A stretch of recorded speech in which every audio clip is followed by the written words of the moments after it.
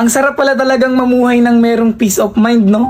Yung tipong kahit anong marinig mo, kahit anong sabihin nila sa'yo, ay wala ka nang pakialam. Isa sa mga natutunan ko para magkaroon ng peace of mind sa sarili ko, ayaw magnampatulan yung mga bagay na hindi naman na dapat pinapatulan. Huwag mo nang pansinin yung mga hindi naman dapat pansinin. Lalo na yung mga bagay na alam mong hindi naman makakatulong sa sarili mo. Kapag nagpaliwanag ka pa, kapag ipinaglaban mo pa, yung hindi naman na dapat pinaglalaban. Ikaw na nanunood, kung gusto mo ng peace of mind, sarili mo lang din ang makapagbibigay ng peace of mind. Sarili mo lang ang hindi na dapat papatol sa mga bagay na hindi na dapat patulan. Sarili mo lang yung makapagbibigay na hindi na dapat pansinin yung mga nagpapapansin. Deadmahin mo na lang yung nasa paligid mo. Di mo naman kailangan ng opinion ng iba at hindi mo kailangang magpa-apekto sa kanila. Dahil naniniwala pa rin ako na ikaw at ikaw lang din talaga ang makakatupad ng mga bagay na gusto mo. Maniwala ka sa sarili mo, sabayan mo ng paniniwala sa taas at huwag ka makinig sa mga negatibong komento ng ibang tao na hindi makakatulong sa'yo.